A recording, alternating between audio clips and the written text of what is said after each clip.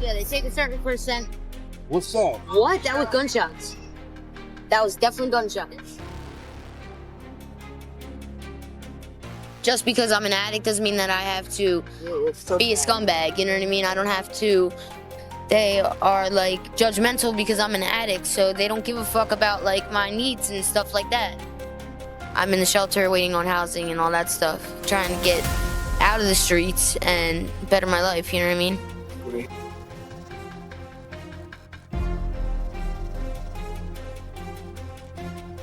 Security in this area will run anyone homeless off because they don't want them loitering around stores or just hanging out trying to sell drugs or whatever. Yeah. So It depends on your situation and who you are, I guess. Robert Hayes wakes at 5:30, his back already aching from the concrete beneath his sleeping bag. He's 58, a construction worker whose career ended with a herniated disc. Now he lives under an overpass where the temperature climbs past 110 degrees by afternoon. The shade disappears by noon. The water he collects runs out before dark. His body hasn't stopped sweating in 3 months. Welcome to Homeless People Stories. San Antonio's heat doesn't just create discomfort. It becomes a force that degrades the body hour by hour, day after day, with no reprieve for those sleeping outside. In 2024, the city recorded 3,372 people experiencing homelessness across Bexar County, with 888 living completely unsheltered. That number grew nearly 7% from the previous year. Where do you go when every surface burns, every breath feels like fire, and there's nowhere to recover? Stay with this story until the end. What unfolds here shows how quickly extreme heat and housing loss can strip away dignity. If it stays with you, leave a comment, support the video, and subscribe. The reality appears in plain sight now. Drive through downtown San Antonio or past neighborhoods on the east side, and you'll see belongings organized carefully near overpasses and parks. Along pathways that once felt hidden, the 2025 point-in-time count documented 3,625 individuals experiencing homelessness across Bexar County on a single night. This figure has grown more visible year after year. The presence extends beyond what statistics capture.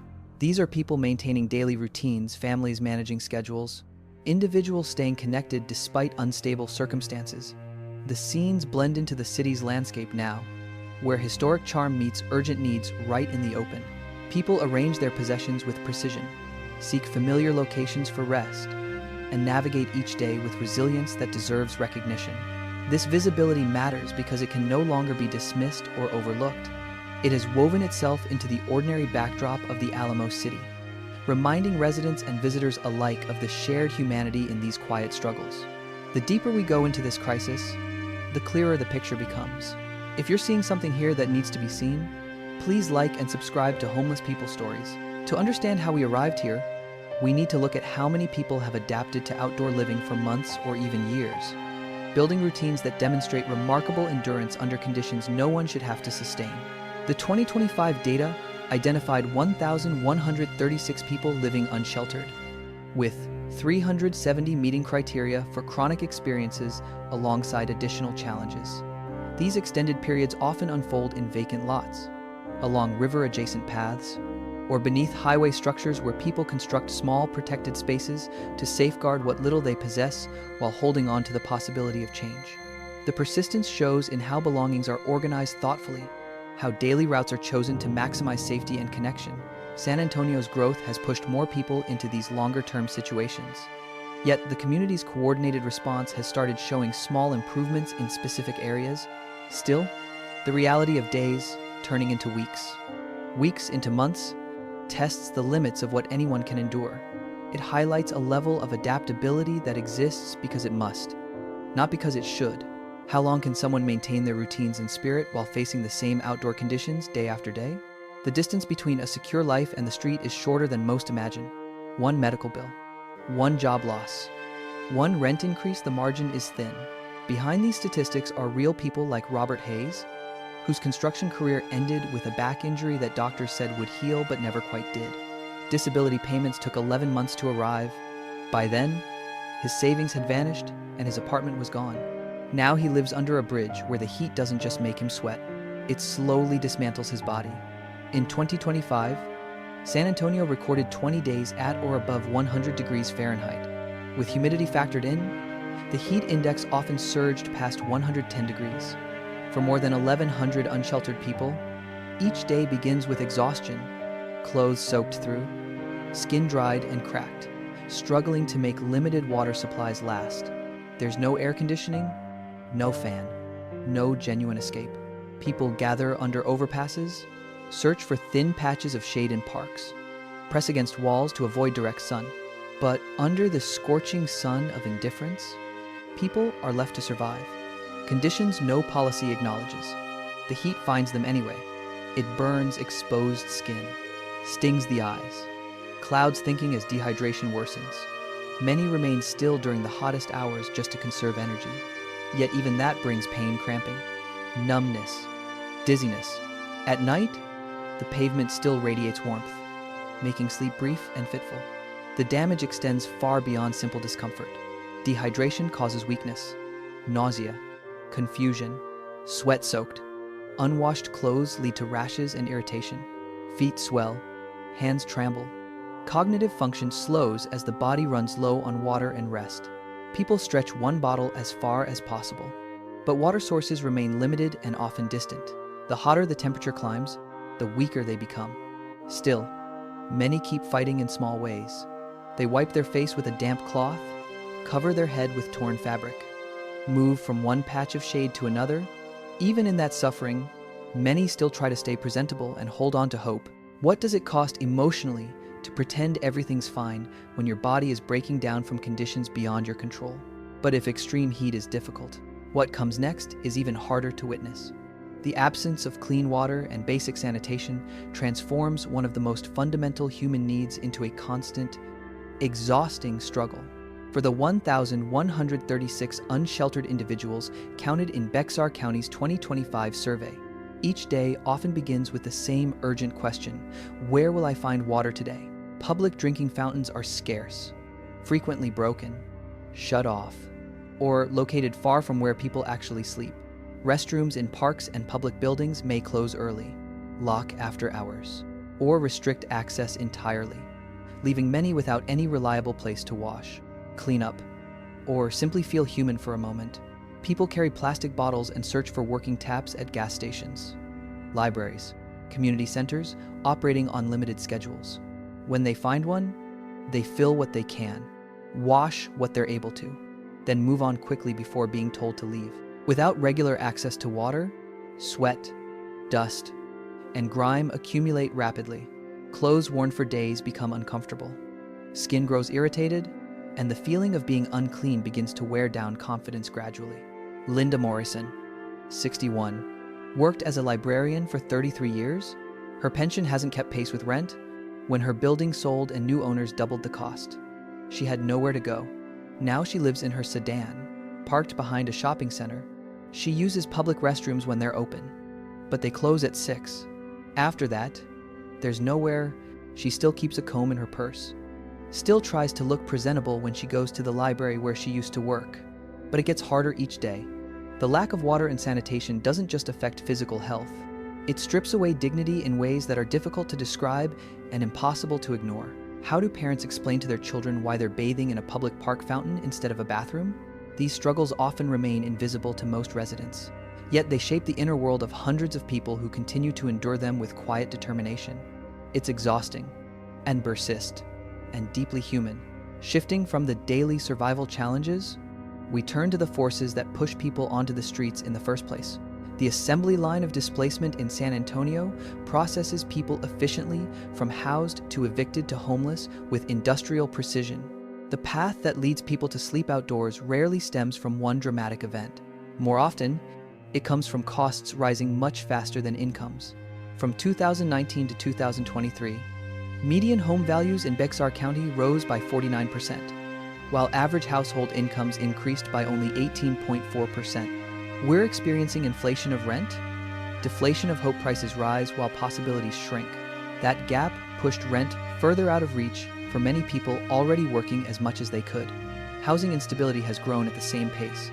Bexar County recorded 24,533 eviction filings in 2023 alone.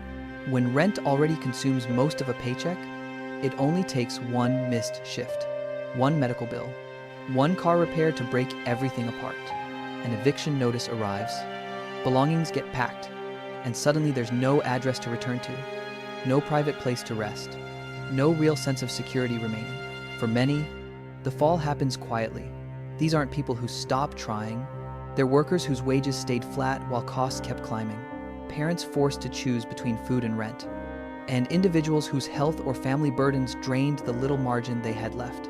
In San Antonio, this growing gap between earnings and housing costs keeps pushing new people into crisis. During the 2025 count, 18.3% of those in shelters were entering homelessness for the first time. For every 100 extremely low-income households, only 26 affordable homes exist. Most people never see this pain directly, but it lives in the quiet realization that hard work no longer guarantees a roof overhead. It lives in the nightly question of where to go when the sun sets, and in the emotional weight of watching others live with the stability that once felt ordinary. What's revealed here is a gap between policy and reality so wide that billions of dollars disappear into it without making a dent. Even so, many still keep going, still trying to hold on to routine, dignity, and the hope of getting back inside. Yet even in this bleak landscape, small lights of hope are beginning to appear. In San Antonio, carefully written plans, budget spreadsheets, grant applications, and strategic timelines fill conference rooms and city offices with genuine intentions.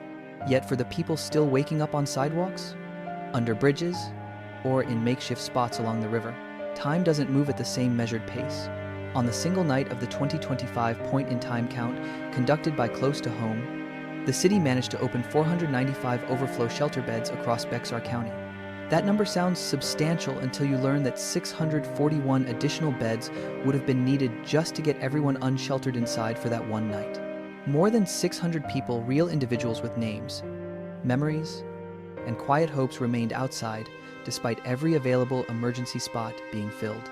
The system is hemorrhaging resources without ever addressing the wound. Permanent supportive housing, the kind that combines a stable apartment with voluntary on-site services, opened at an average of only 28 units per month during recent tracking periods. For someone folding a blanket at dawn and wondering if today might bring news of a place to go, each of those 28 openings represents months of waiting compressed into a single statistic. Outreach workers log long hours. Diversion hotlines stay staffed around the clock. Coordinated entry systems try to prioritize the most vulnerable. Yet the pipeline from application to actual keys in hand remains narrow and slow. Funding approvals take quarters. Site selections face zoning reviews. Construction timelines stretch. Staffing shortages delay case management openings. The paperwork is meticulous and necessary, but it cannot speed up the sunrise that finds someone still without shelter. Hundreds continue carrying the same backpack day after day, organizing their few belongings with care, staying visible enough to be counted but not so visible as to be moved along. They wait for the help that has been promised in reports and presentations to finally arrive in the form of a lease, a bed, a door that closes behind them. The delay isn't born of indifference. It comes from the sheer scale of the housing shortage colliding with limited dollars, competing priorities, and procedural steps that were never designed for the urgency of someone sleeping outdoors tonight. How did we arrive at a place where $600,000 buys one housing unit while thousands sleep outside? Witnessing this asks us to sit with discomfort. It's easier to look away than to acknowledge how easily any of us could be in their shoes. These successes raise an obvious question if this works. Why isn't it everywhere? Among the strategies being used in San Antonio, the ones showing the clearest long-term results begin with one simple principle: housing comes first. The Housing First model recognizes that when someone finally has a safe, private place to live, they can begin focusing on everything else.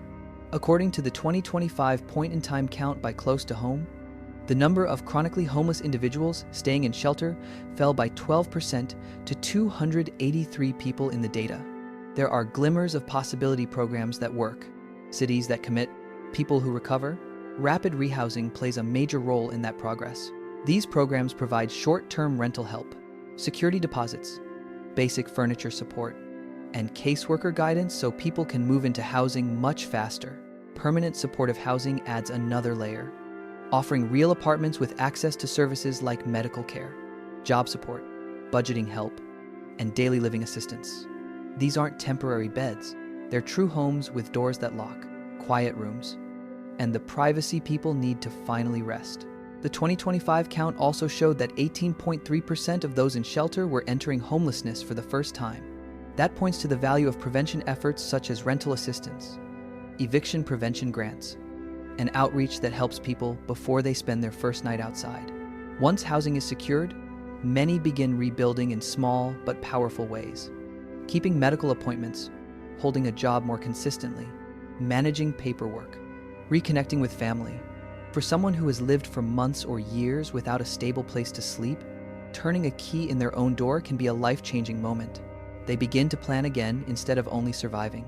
They sleep more deeply, store their belongings safely, and slowly regain a sense of control. The change is often quiet, but it's deeply human. Stability gives hope a place to grow. What's preventing us from scaling the solutions that actually work? San Antonio reflects both the hardship of homelessness and the real possibility of change. The 2025 point-in-time count by Close to Home recorded 3,625 people experiencing homelessness across Bexar County on a single night, each with their own story of struggle, loss, and survival. Yet within that same number are signs of progress. Sheltered chronic homelessness dropped to 283 people. More permanent supportive housing units are coming online, and 18.3% of shelter residents were entering the system for the first time. These aren't just statistics. They represent real people finding stability, safety, and a place to rest. The path forward depends on turning concern into action. More deeply affordable housing must be built. Supportive services must expand so people aren't left waiting months or years for help. Prevention efforts such as rental assistance, eviction diversion, and early crisis support must go further so fewer people ever reach the point of sleeping outside. When communities invest in these foundations, they do more than provide shelter. They protect dignity, restore connection, and give people the chance to rebuild their lives. The stories from San Antonio remind us that homelessness isn't a personal failure. It's often the result of rising costs, stagnant wages, and sudden life disruptions that push people beyond what they can manage. Behind every tent, backpack, or blanket is a person who still carries memories, hopes, and the strength to keep going. Robert Hayes still applies to jobs from the library. Linda Morrison still keeps a comb in her purse. They haven't given up. What kind of city do we want to build? One where everyone has a place, or one where only some do? If you've stayed with us to this final reflection, we want to say a heartfelt thank you for watching all the way through. Your time and attention mean everything. Please like and subscribe to Homeless People Stories so these stories continue to reach people who need to hear them. In this quiet moment, may every person sleeping under the open sky tonight in San Antonio and across the country find a moment of peace. May they discover warmth, kindness, and the strength to face another day.